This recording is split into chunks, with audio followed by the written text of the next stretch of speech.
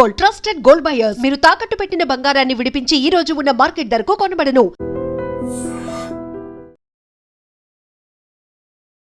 నమస్తే, నేను Kavitha. Welcome to iDream news and నిజాలు.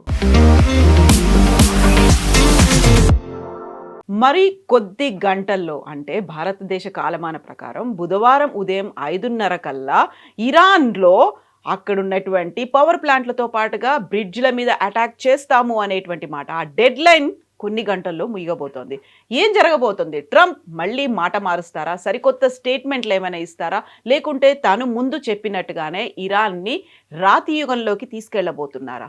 ఎందుకని ఈ డెడ్ లైన్ గురించి ప్రపంచమంతా ఇప్పుడు చర్చించుకుంటోంది. మనతో పాటుగా ఉన్నారు సీనియర్ జర్నలిస్ట్ సురేష్ కొచ్చతిల్ గారు. సార్ నమస్తే. సార్, ఇప్పటిదాకా బోల్డ్ అన్ని స్టేట్మెంట్లు చూసాం, చాలా వరకు డెడ్ లైన్లు అనేవి చూసాం. బట్ ఈ స్టేట్మెంట్ గురించి, అందులోనూ పాత రాతి యుగానికి తీసుకెళ్తాననే దాంతో పాటుగా నరకం చూడబోతున్నారు మీరు అనేటువంటి మాట, అండ్ తను వాడినటువంటి అబ్యూజివ్ లాంగ్వేజ్, వీటన్నిటితో ఇప్పుడు ఏదో జరగబోతుంది కొన్ని గంటల్లో అనే మాట. ఎందుకంతా? ఐ థింక్ ఒక అమెరికన్ ప్రెసిడెంట్ ఇప్పుడు దాకా ఏ అమెరికన్ ప్రెసిడెంట్ ఈ లాంగ్వేజ్ యూజ్ చేయలేదు. మీరు యుద్ధానికి ఎందుకు వెళ్ళారు? అది ఫస్ట్ ప్రశ్న. మీరు ప్రజల కావాల్సిన ఎలక్ట్రిసిటీ ప్లాంట్ కానీ, అక్కడున్న డీసాలినేషన్ ప్లాంట్ కానీ, అక్కడున్న బ్రిడ్జ్ కొట్టడానికి వెళ్ళలేదా? మీరు వెళ్ళింది ఎందుకు? యురేనియం కోసం వెళ్ళారు. వాళ్ళ ఆయుధాలు అని చెప్పారు, మిసైల్ ప్రోగ్రామ్ వెంట వెళ్ళారు. అది కాకుండా లీడర్షిప్ చేంజ్ వెళ్ళారు, అంటే రెజ్యూమ్ చేంజ్ కోసం వెళ్ళారు. కానీ ఇప్పుడు ఏం చేస్తున్నారు? మీరు అక్కడున్న బ్రిడ్జ్లు కానీ, అక్కడున్న పవర్ ప్లాంట్ కొడితే అది వార్ క్రైమ్ అవుతుంది. అంటే ఇంటర్నేషనల్ లాలో ప్రజలు, కామన్ పీపుల్ వాడే ఏదైనా ఫెసిలిటీ ఉంటే దాన్ని కొట్టకూడదు. అది నీళ్ళ ఫెసిలిటీ ఉండొచ్చు, పవర్ సప్లై ఉండొచ్చు, బ్రిడ్జెస్ ఉండొచ్చు, రోడ్లు ఉండొచ్చు, ఏదైనా ఉండొచ్చు. స్కూల్స్ అండ్ హాస్పిటల్స్ ఎలాగూ ఉంటాయి. ఇప్పుడు రష్యా యుక్రెయిన్ యుద్ధం మొదలైనప్పుడు ప్రెసిడెంట్ పుటిన్ వ్యతిరేకంగా ఏం ఆరోపణలు వచ్చినాయి? ఆయన పవర్ ప్లాంట్లు కొట్టారు, వాళ్ళ బిల్డింగ్స్ కొట్టారు, వాళ్ళ బ్రిడ్జెస్ కొట్టారు. ఆయన వ్యతిరేకంగా వార్ క్రైమ్స్ పెట్టారు. ఎవరు పెట్టారు? యుఎస్. ఇప్పుడు అదే యుఎస్ మేము అదే చేయబోతున్నాం ఇరాన్ అంటే ఏమంటారు?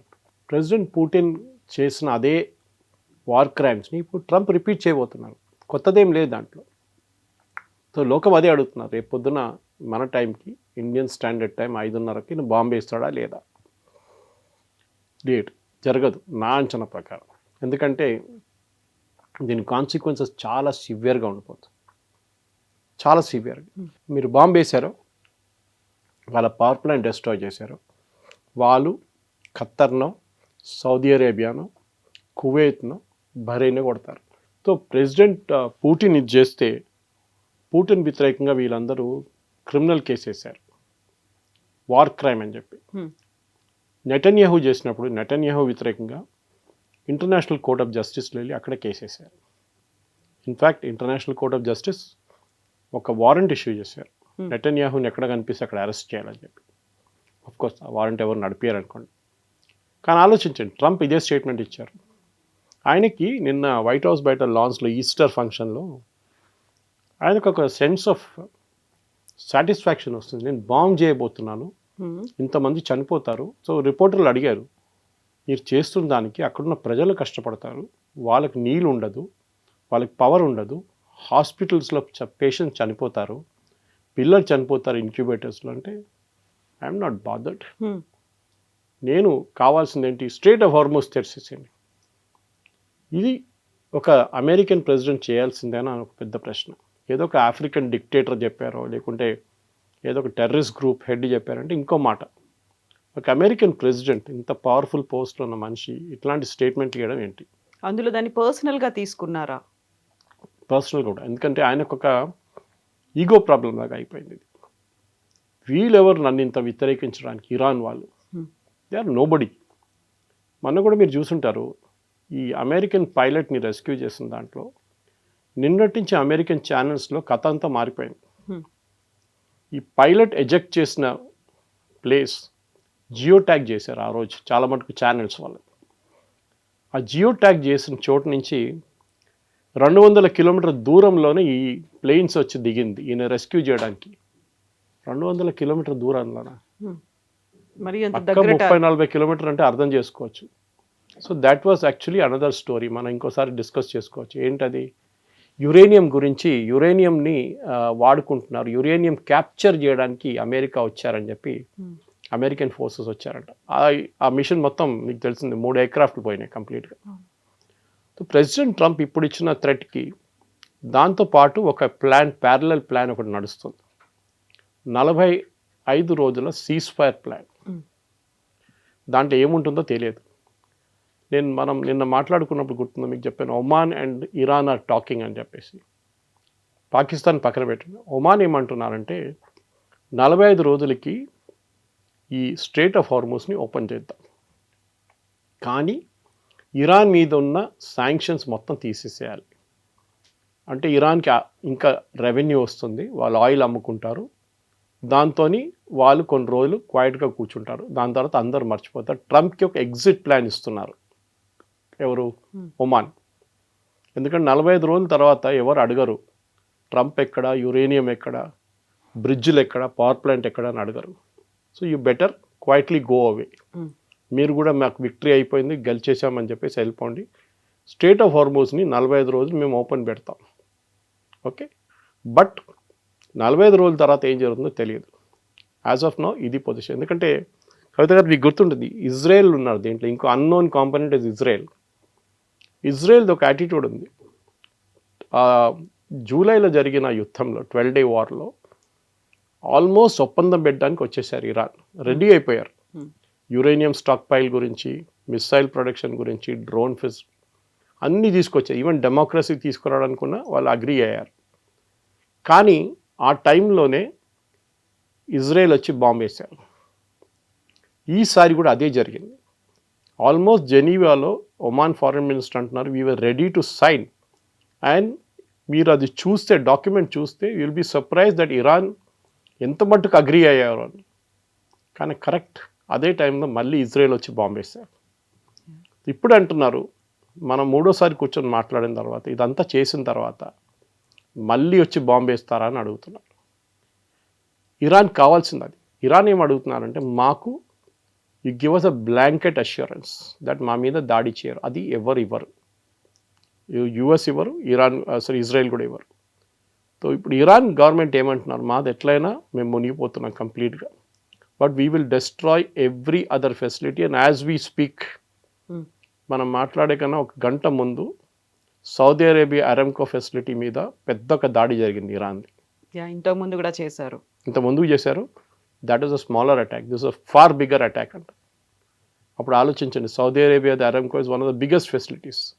ఆయిల్ రేటు $10 పెరిగిపోతుంది ఈజీగా. ఏం అచీవ్ చేయబోతున్నారు? Nobody has any idea. I mean, నేను చాలా మటుకు అమెరికన్ ఛానల్స్ చూస్తూనే ఉంటాను. ఒక్క channel except maybe Fox News, ఎందుకంటే అది ఆయన ఛానలే ఫాక్స్ న్యూస్, అందరు ఇదే అంటున్నారు. ఒక అమెరికన్ ప్రెసిడెంట్ మేము ఇవాళ దాకా చూడలేదు. ఈవెన్ రిటైర్డ్ జనరల్స్ అంటున్నారు, 4 స్టార్ జనరల్స్, మేము ఎన్నో ప్రెసిడెంట్ కింద సర్వ్ చేశారు మేము, వాళ్ళు మా దగ్గర ఒపీనియన్ అడుగుతారు, చెప్పండి ఇది చేస్తే నాకేమైనా ఆప్షన్స్ ఇవ్వండి అంటారు. వీళ్ళు 3-4 ఆప్షన్స్ ఇస్తారు. ఇప్పుడు చెప్తున్నారు, అక్కడ ఉన్న ఇన్సైడర్స్ ఏమంటున్నారంటే వైట్ హౌస్లో, ప్రెసిడెంట్ ట్రంప్ని మాట్లాడడానికి భయపడుతున్నారు వీళ్ళు. ఏమనంటే నేను తీసేస్తాను ఉద్యోగం నుంచి అంటున్నారు. ఆలోచించండి, ఇది మన కార్పొరేట్ కంపెనీస్లో వింటాం మనం. ప్యామ్ బాండీని మనకు తీసేశారు, మోస్ట్ ప్రాబ్లీ తులసి గబాడ్ని తీసేస్తారు, cash Patel also will go. ఆయన వ్యతిరేకంగా ఎవరు ఏం చెప్పకూడదు, ఆయనే అందరికన్నా పెన్ను, ఆయన దేవుడు.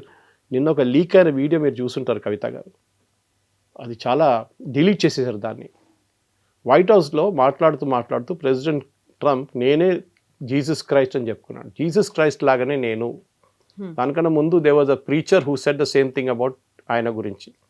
ఆయన దాన్ని రిపీట్ చేసి, ప్రెస్ లేకుండే యాక్చువల్లీ ఆ ఫంక్షన్లో, దట్ పర్టికులర్ ఈస్టర్ ఫంక్షన్లో ప్రెస్ వాళ్ళు లేకుండా, కానీ వైట్ హౌస్ వాళ్ళు ఎవరో రికార్డ్ చేసి దాన్ని అప్లోడ్ చేశారు. దాంట్లో ఆయన అంటున్నారు, నేనే జీసస్ క్రైస్ట్, తర్వాత నేనే వచ్చాను, నేనే ఉన్నాను, ఇప్పుడు మిమ్మల్ని అందరూ సేవియర్. యా, యాక్చువల్గా ఇప్పుడు ఇరాన్ మీద కావచ్చు, అంతకుముందు ఉన్నటువంటి వెనిజువెలా మీద కావచ్చు, అంతకుముందు లిబియాలు, ఇరాకులు, వీటన్నిటి మీద చేసినట్టుగా అదర్ కంట్రీస్లో ఉన్నటువంటి సుప్రీం లీడర్స్ కావచ్చు, లేకపోతే ఆ ప్రెసిడెంట్స్ని, వాళ్ళందరినీ ఎలా అయితే తొలగిస్తున్నారో, ఇక్కడ తనకి ఎవరైతే అపోజ్ చేస్తున్నారో, తన మాటని ఎవరైతే యాక్సెప్ట్ చేయట్లేదో, అమెరికాలో కూడా వాళ్ళని తొలగించడం అంటే ఇంకా నాకు ఎదురు లేదు అనేటువంటి ఒక సందేశం ఆయన ఏమన్నా ఇస్తున్నారా? కరెక్ట్. ఎందుకంటే డిక్టేటర్స్ ఇట్లానే బిహేవ్ చేస్తారు. మీరు చూసుంటారు. ఇదీ అమీన్ కానీ, ఉమర్ గద్దాఫీ కానీ, సద్దాం హుస్సేన్ కానీ, వీళ్ళందరూ డిక్టేటర్స్ ఏం చేస్తారంటే వాళ్ళ వ్యతిరేకంగా ఎవరైనా మాట్లాడితే వాళ్ళని సీన్ నుంచి తీసేస్తారు. ఐదర్ చంపేస్తారు లేకుంటే పంపించేస్తారు ఎక్కడికైనా. ఇది వీళ్ళది. ట్రంప్ కూడా అదే బాగా బిహేవ్ చేస్తున్నారు. వీళ్ళ లాంగ్వేజ్ చూడండి. మనం స్టార్టింగ్ నుంచి మాట్లాడుకుంటూ వస్తున్నాం. ఐ మీ మై సెల్ఫ్, నేనే. వి అని మాట యూస్ చేయరు ట్రంప్. మేము అందరు కలిసి డిసైడ్ చేశామని చెప్పి. లేదు, మీరు ఒక ఇండిపెండెంట్ కంట్రీని మొత్తం ధ్వంసం చేసాం, స్టోనేజ్కి పంపిస్తామంటే మీకు ఎంత సెన్స్ ఆఫ్ సాటిస్ఫాక్షన్ వస్తుంది. ఇప్పుడు కూడా చాలామంది 1700 మంది అంతా చనిపోయారు. కానీ ట్రంప్ ఏమంటున్నారు, వాళ్ళు 45,000 మందిని చంపారు అక్కడున్న గవర్నమెంట్ అని. మళ్ళీ మీరెంతమందిని చంపారు? దానికి కౌంట్ ఉందా లేదా? ఇది ప్రాబ్లం. అండ్ అమెరికాలో రిపబ్లికన్స్ కూడా భయపడుతున్నారు. కొంచెం మంది ఇప్పుడు ప్రైమరీ మేము పోటీ చేయము ఈసారి మిడ్ టర్మ్ పోల్స్ అని చెప్పిన వాళ్ళు బయటకు వచ్చి మాట్లాడుతున్నారు. ఎందుకంటే వాళ్ళకి పోవాల్సింది ఏం లేదు, అయిపోయింది. వాళ్ళు they are not contesting as an MP again. ఈ పరిస్థితిలో ట్రంప్ని అక్కడి నుంచి ఆపడానికి నాకు తెలియదు. లీగల్లీ యుఎస్ సుప్రీంకోర్టుకి ఏదైనా దీంట్లో లీవే ఉంటుందా తెలియదు, లేదనుకుంటా. కానీ అట్లీస్ట్ అరబ్ నేషన్స్, చుట్టుపక్కల ఉన్న అరబ్ నేషన్స్, సౌదీ అరేబియా కానీ, సౌదీ అరేబియాకి చాలా ఇన్ఫ్లుయెన్స్ ఉంది, యూఏఈ కానీ, బహ్రెయిన్ కానీ, ఖత్తర్ కానీ, వీళ్ళు వచ్చి మాట్లాడే ప్రెసిడెంట్ ట్రంప్తో చెప్పుంటారు వాళ్ళు. బహుశా దీనికన్నా ముందు చేసినప్పుడు చెప్పుంటారు ఆయన. దానికోసం ఆయన తొలగించారు కదా, డెడ్ లైన్ ఎక్స్టెండ్ చేశారు. That impact is going to be on us also అని. ఇరాన్ వాళ్ళ దగ్గర ఉన్న అన్ని ఆయుధాలు వాడుకుంటారు. Because nothing left for them. అయిపోయింది వాళ్ళకి. ఏం చెప్తారు, ఎండ్ ఆఫ్ ద వరల్డ్ లాగా అయిపోతుంది వాళ్ళకి. సో వాళ్ళు కూడా they will go all out. Doubt లేదు. కవిత గారు చూడండి, నెక్స్ట్ ఇది రేపు పొద్దున 5:30కు జరుగుతాయి. ఎందుకన్నారు, ఈ gave a time line also. మీరు చూసుంటారు ఇవాళ స్పీచ్లో, ఆ ఈస్టర్ స్పీచ్లో ఈ said by 4 hours I will destroy everything. అంటే ఆయనకు ఎవరో ప్లాన్ ఇచ్చి ఉంటారు 4 గంటల సేపు. మీరు బ్రిడ్జ్లు డెస్ట్రాయ్ చేసి మీరు వాట్ విల్ యూ గెయిన్ అని చెప్పండి. అది చెప్తారు. ఏం సాధిస్తారు? ఏం లేదు. ఎందుకంటే ఆ బ్రిడ్జ్ మళ్ళీ తయారు చేయాలంటే మీకు సంవత్సరాలు పడుతుంది. మళ్ళీ ఎవరు ప్రజలు కష్టపడతారు? ఇరానియన్ రెవల్యూషనరీ గార్డ్జో లేకుంటే అక్కడున్న అయతోళ్ళకి ఏం ప్రాబ్లం ఉండదు. వాళ్ళు హెలికాప్టర్లు పోతారు కావాలంటే రేపు. వీళ్ళు ప్రజలు కష్టపడతారు. పవర్ ప్లాంట్ కొడితే ఎన్ని రోజులు పడుతుంది మళ్ళీ ఇంకో పవర్ ప్లాంట్ కట్టడానికి? రేపు హైపోథెటికలీ యూఎస్ మీద ఇట్లనే అటాక్ చేస్తే అప్పుడు యూఎస్ ఏమంటారు? టెర్రరిస్ట్ యాక్ట్ అంటారు దాన్ని. మీరు చేసేది ఏంటి? మీరు మిలిటరీ టార్గెట్స్ మీద కొట్టండి, నోబడీ విల్ స్టాప్ యూ. ఎవ్వరు ఆపరు మిమ్మల్ని. మీరు రెవల్యూషనరీ గార్డ్ పోస్ట్ మీదనో, రెవల్యూషనరీ గార్డ్ హెడ్ క్వార్టర్స్ మీదనో చాలా కొట్టారు వీళ్ళు బాంబులు. 15,000 బాంబులు చేశారు, మిస్ కేసెస్ అన్నమాట. మీరు దాని తర్వాత రాష్ట్ర ప్రజల మీద చేస్తున్నారు. అంటే ఇరాన్లో ఉన్న ప్రజలు కూడా మిమ్మల్ని నిన్న ఆయన దగ్గర అడిగారు, మీరు ఇది చేస్తే ఇరాన్ ప్రజలు ఏమంటారంటే, మేము కొన్ని ఇంటర్సెప్ట్స్ మేము పట్టుకున్నాం, ఆ ఇంటర్సెప్ట్స్లో ఇరానియన్ ప్రజలు చెప్తున్నారంట మా పక్కన బాంబు పడ్డది, ఇంకొక పడేయండి బాంబు అంటున్నారంట. ఎవరైనా అంటారు అది? ఇప్పుడే మా పక్కన ఒక బాంబు పడ్డది, ఇంకో బాంబు పడండి, ఇంకో పంపించండి, ఇంకొన్ని బాంబులు పంపించని అంటున్నారంట. ఐ మీన్ లాజిక్ లేదు మాట్లాడిన దాంట్లో. ప్రజలు అక్కడి నుంచి బతికి బయటపడడానికి ట్రై చేస్తున్న బదులు ఫోన్ చేసి చెప్తారా ట్రంప్కి ఇంకో బాంబు వేయండి, ఇంకో 2 బాంబు. అదే టైంలో బీబీసీ నిన్న ఒక ఇంటర్వ్యూ చేశారు. ఒకటి కాదు, they did a series of interviews అక్కడున్న ప్రజలతోని. సో వాళ్ళ దగ్గర అడిగిన ఒకటే ప్రశ్న, ట్రంప్ బాంబు వేయబోతున్నాడు, power plant and your bridges. So వాళ్ళేమంటున్నారు, నిన్నదాకా మేము ఈ గవర్నమెంట్ వ్యతిరేకంగా ఉండే, మేము రోడ్డు మీద వెళ్ళి ప్రొటెస్ట్ చేస్తాం, మా ఫ్రెండ్స్ చాలామంది చనిపోయారు, అప్పుడు మాకు ఈ గవర్నమెంట్ వ్యతిరేకంగా చాలా కోపం ఉండే, వ్యతిరేకత ఉండే, అయోతలాలు వీళ్ళ ఖమేనీ లాంటి వాళ్ళది. కానీ ఇప్పుడు మాకు ట్రంప్ వ్యతిరేకం అవుతుంది. We are angry with him and మేము వీ విల్ ఫైట్. ఎవరి కోసం? ద సేమ్ గవర్నమెంట్, వాళ్ళు ప్రశ్నించే గవర్నమెంట్ కోసం ఫైట్ చేస్తారంట. సో ఏం చేశారంటే, Trump has bought the government and people of Iran close. ఇంకా చాలా దగ్గరకు వచ్చేసారు వాళ్ళు. మీరు అచీవ్ చేయాల్సింది ఆపోజిట్ జరిగింది. రెజీమ్ చేంజ్ కాదు, రెజీమ్ వాళ్ళు ప్రజలు కలిశారు, ఇప్పుడు ఒకటే అయిపోయారు. ఇది ఐ థింక్ ఎవరైనా, నాకు కూడా తెలియదు ఎవరు మాట్లాడచ్చు ఆయనతోనని, ఎవరు మాట వినరు ఆయన. ఇట్లాంటి పరిస్థితుల్లోనే అట్లీస్ట్ అమెరికన్ ప్రజలు వాళ్ళ దగ్గర ఒక 25th అమెండ్మెంట్ ఒక ఆప్షన్ ఉంది, దాని కింద vice president of US can take over because president is not in a capacity అని చెప్పేసి. కానీ అది కూడా ఆయన అంగీకరించరు. ఆయన దగ్గర ఏదో సీరియస్ మెంటల్ ఇష్యూ ఉంది ఆయనకి, దాంతోనే ఈ ప్రాబ్లం అంతా వస్తుంది కవిత గారు. సో ఇంగ్లీష్లో ఒక మాట ఉంటుంది sir, known devil is better than unknown God అనేది. అలా ఏమైనా ఇప్పుడు ఇరాన్లో ఉన్నటువంటి ప్రజలు భావిస్తున్నారా? గతంలో ఉన్నటువంటి ఖమేనీ తీసుకొచ్చినటువంటి నిర్బంధాలు కావచ్చు, వాళ్ళ మీద బుర్కా విధానం కావచ్చు, మిగతా అన్నిటినీ చాలా స్ట్రిక్ట్గా పెట్టేవాళ్ళు. ఇప్పుడు దానికి మించి ఇప్పుడు ప్రాణభయం అనేది ఇక్కడ ఉంది అనేటువంటి భావన అక్కడ ఏమైనా వస్తుందా? అది ఎగ్జాక్ట్లీ చేశారు. నిన్న అదే అంటున్నారు. మీరు ఈవెన్ సిఎన్ఎన్లో కొన్ని ఇంటర్వ్యూస్ చూశాను నేను, అక్కడున్న ప్రజలతో మాట్లాడుతున్నప్పుడు వాళ్ళు కూడా అదే అంటున్నారు. మాకు వీవర్ టోటలీ బాంబింగ్ మొదలైనప్పుడు February 28 ఖమేనీని చంపినప్పుడు వీఆర్ ఆల్ రియలీ హ్యాపీ.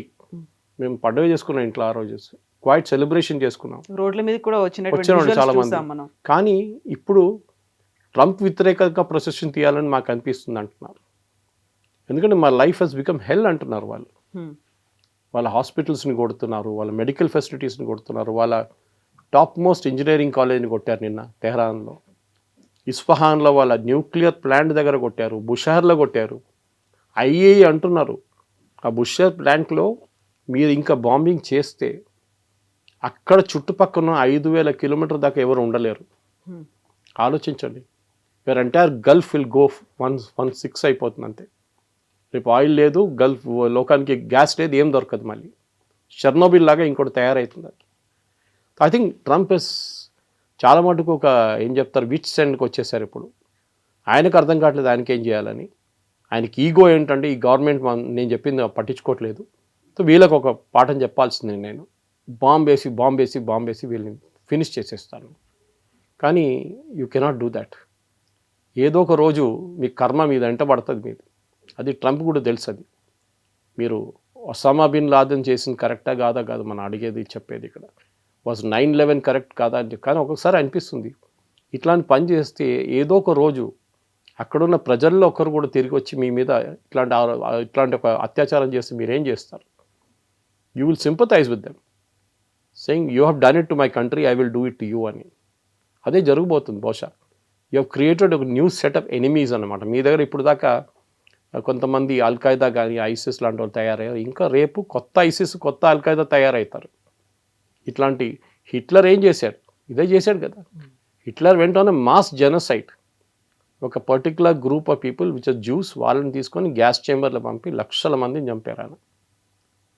ఆ హిట్లర్ని ఇప్పుడు కూడా మనం హిట్లర్ అంటాం. ఇప్పుడు ట్రంప్ కూడా ఒక హిట్లర్ లాగా తయారవుతున్నాడు. దట్ ఈస్ క్రియేటింగ్ ఒక వార్ క్రైమ్ చేసి అక్కడున్న ప్రజల్ని చంపుతున్నారు. ఎందుకంటే వేలాది మంది చనిపోతారు, దీంట్లో డౌట్ లేదు. So he should be contained. ఆయన్ని అమెరికన్ కాంగ్రెస్ కానీ రిపబ్లికన్ పార్టీ కానీ ఒక అగ్రిమెంట్కి వచ్చి ఈయనని he should be removed as the president of United states. అది ఒకటే సొల్యూషన్, ఇంకేం లేదు. ఇప్పుడు ఇంత అవుతున్నప్పుడు నెతన్యాహు అయితే ఏం మాట్లాడట్లేదు. ఐదర్ ఇరాన్ మాట్లాడుతుంది, ఆర్ఎల్స్ డొనాల్డ్ ట్రంప్ మాట్లాడుతున్నారు.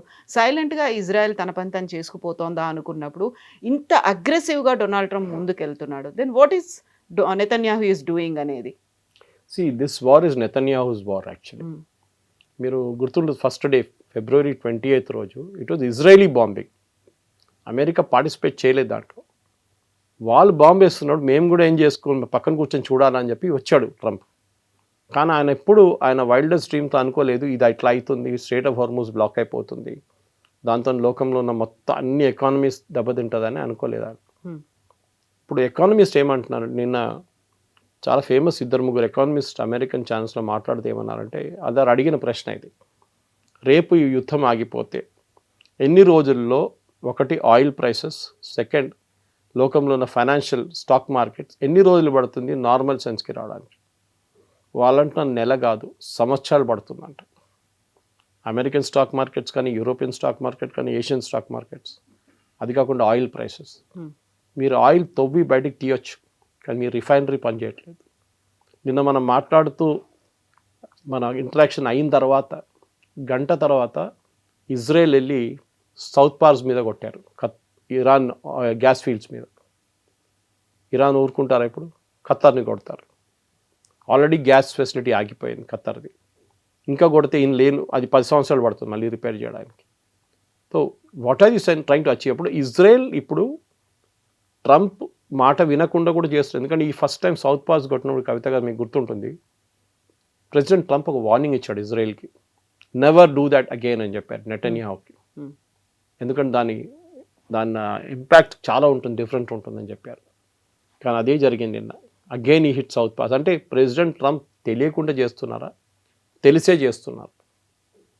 ఇది డెఫినెట్గా ఐ థింక్ ఇజ్రాయెల్, మీరు అడిగిన ప్రశ్నకి, ఇజ్రాయెల్కి వాళ్ళ అచీవ్ చేయాల్సిన ఆబ్జెక్టివ్ వాళ్ళు అచీవ్ చేస్తున్నారు సైలెంట్గా. మన నిన్న వాళ్ళు ఇరానియన్ రెవల్యూషనరీ గార్డ్స్ ఇంటెలిజెన్స్ చీఫ్ని కొట్టారు. అది యుఎస్ చేయరా పని, యుఎస్ బాంబింగ్ చేస్తారు అంతే. కానీ ఇజ్రాయెల్ ఏమో స్పెసిఫిక్ వాళ్ళ ఎనిమీస్ ఎవరు ఉన్నారు చెప్పారు కూడా. నిన్న వాళ్ళ డిఫెన్స్ చీఫ్ చెప్పారు, మా వైపు బాంబులు వేసిన వాళ్ళు 10 సంవత్సరాల ముందు కూడా ఉండొచ్చు, మొన్న వేసిన బాంబులు కూడా ఉండొచ్చు. ఎవరు మా మీద మిసైల్ ఫైర్ చేస్తున్నారో వాళ్ళని అందరినీ మేము ఫినిష్ చేసేస్తాం. ఇప్పుడు Iran main revenue source oil, petrochemical. నిన్న పెట్రోకెమికల్ ప్లాంట్స్ మీద కొట్టారు. అది మీకు మినిమం 5 సంవత్సరాలు పడుతుంది రిపేర్ చేయడానికి. ఇరాన్కి రేపు యుద్ధం ఆగిపోతే కూడా రెవెన్యూ ఉండదు. 3 సంవత్సరాలు పడుతుంది వాళ్ళకి రెవెన్యూ రావడానికి. ట్రంప్ ఏమంటున్నాడు, ట్రంప్ తో అడిగారు, మీరు ఈ యుద్ధం రేపు ఇరాన్లో రెజీమ్ మారిపోయింది అనుకోండి, ఇరానియన్ ప్రజల్ని మీరేం ఐ విల్ మేక్ దమ్